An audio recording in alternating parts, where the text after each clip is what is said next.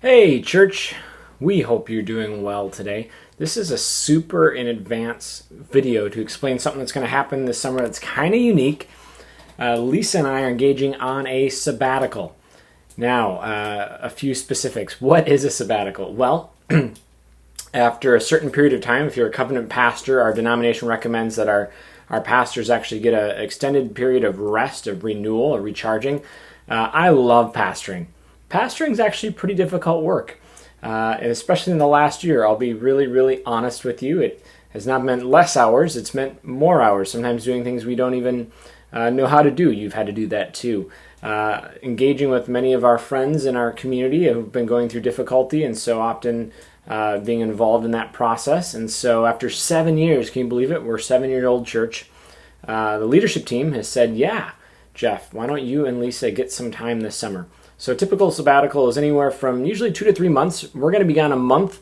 It's a pandemic we're coming out of in summer, and so that's what we feel like we could manage. What I kind of told the leadership team, here's what I'm comfortable with.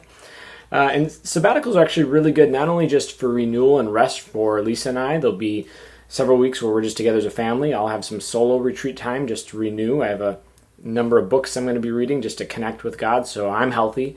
We can't lead people to places that we aren't or haven't been in, so leadership health is really important. But also, sabbaticals are almost mini stress tests for communities. You can think of it this way. At the center of our church, we want to have Jesus, not me, not a leadership team. And so when a pastor plants a church, often they, at first, are the glue. And the prayer and work that we've all been doing with the Holy Spirit, we actually long for the community itself to have glue with the Holy Spirit. And so by me being gone for 5 Sundays, it's actually a little stress test to see, all right, are we still in it together? And hopefully we're creating churches. This is the prayer where, this isn't my goal, but if I get hit by a truck, that actually the work of God would continue and that you all would be glued together with the Holy Spirit in mission and united and move forward. That's an extreme example, but I think you get the point. So a few specifics on what the sabbatical is going to look like and some things. I'm actually really excited for you and kind of jealous that you're going to get 5 weeks of what you're going to get. So beginning mid-July to mid-August, basically I'm looking on my calendar, that's why I'm stalling. Should have had that open earlier. 16th of July to the 16th of August, 5 Sundays, we will be gone. And in between that time, those Sundays gone as well. Several of those weeks will be actually kind of a time in the wilderness with me and my family, and then some solo retreat time for myself.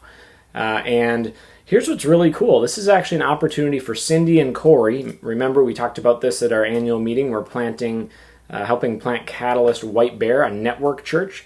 They're going to be your preachers. They're going to be doing a series called Bless, and it's all about how, after the pandemic here, almost every church has to relaunch, so to speak. And one of the ways we have to begin to kind of work again some of our muscles is our outreach muscle, how we joyfully reach out into the community with the hope of Jesus in word and deed. So they're going to lead us through that series, that 5-week series. It's going to be excellent. Jeanette, you already heard about her, I think last week, is going to be leading worship for the second half of July and then all the way through August. And so she'll be leading us in song every week. And then you're going to have above and beyond kind of those pieces, a couple of what we're calling point people, where if you have a question about church or a pastoral need or need to just get a hold of someone, there's 4 people we're going to recommend, and we'll give you their contact information as well in a separate way here, probably underneath this video or something cool like that. The first is Peter. Peter.pelto is our church chair. So if you have questions on function or logistics, he's often a go-to. The second person is Sullivan. So Sullivan Keehr is our communications director. He's finishing up seminary. He's preaching for us actually this coming week as I'm making this video. And he often kind of has glue and fingers into all the different arms and ministries of the church. So if you have a question around small groups, he's your go-to. Around events, he's your go-to. Around even giving or systems like that, he's a great person to connect with. The other two, and a great person actually for pastoral care. That's what he's going to school for as a pastor. And so I encourage you to lean into that. info@catalystcovenant.org actually goes right to him. Believe it or not, he is info@catalystcovenant.org. The other 2 people, Jon Kari Kramka. So longtime folks in our church. Jon is a covenant pastor as well. He works for our denomination.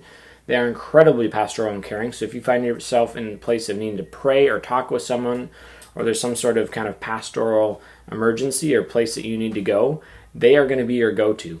As well as if you're looking for particular email, info@catalystcovenant.org is kind of going to be the catch-all while I'm gone. So I won't be checking email really that often, maybe once or twice at most. And so that will be your go-to. And the church cell number actually will be forwarded as well to Sullivan if you call there. And so just a little bit about what's happening. So we'll come back. We'll be back for a few weeks in August. And hopefully by then we'll know more here in the few weeks leading up before the sabbatical.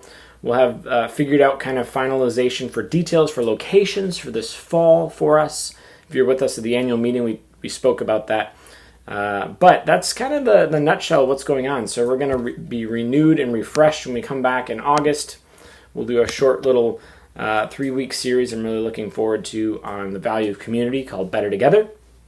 And then it looks like this fall we're going to be talking about emotional maturity and spirituality, emotionally healthy spirituality as a church. And I don't want to give too much away other than there's a great book we're going to base some of our work off of with the same title by a friend named Peter. And a lot of it engages around, this makes sense, but think about it. You have to be we want to know ourselves and know God, and that's kind of that's the deep discipleship dive that actually I think is one of the challenges in our modern culture. A lot of us know a ton about God, but aren't sure about ourselves. So do we even look like God, or our own awareness? And the other flip side we see often in culture too. Hello, Instagram and narcissism, where we know all about ourselves but nothing about God. And so actually, emotionally healthy and mature Christ followers seek to know thyself and know God. And so we'll engage in a number of different topics that help us kind of walk through what it looks like to be emotionally healthy in our spiritual journey with Christ. So that's this fall. I'm really looking forward to it. That's a little bit of a nutshell of the sabbatical. Feel free. Obviously, I'm here for the next month or so to ask questions. I'm really excited for you. Cindy and Corey are fantastic preachers who have just a heart for Jesus. And this is another cool way where we're going to be able to link our communities networked more by having them preach while I'm away from my sabbatical. So blessings. Lean into community right now. I can't express how important that is. Even during summer, even if you're online, keep going. We're better together. We need each other. And the only way we grow, just like with exercise or other disciplines, is intentionality. Small things over time add up. And so continue to show up, to be engaged. You will grow and be stronger and better for it. All right, friends, we'll see you soon.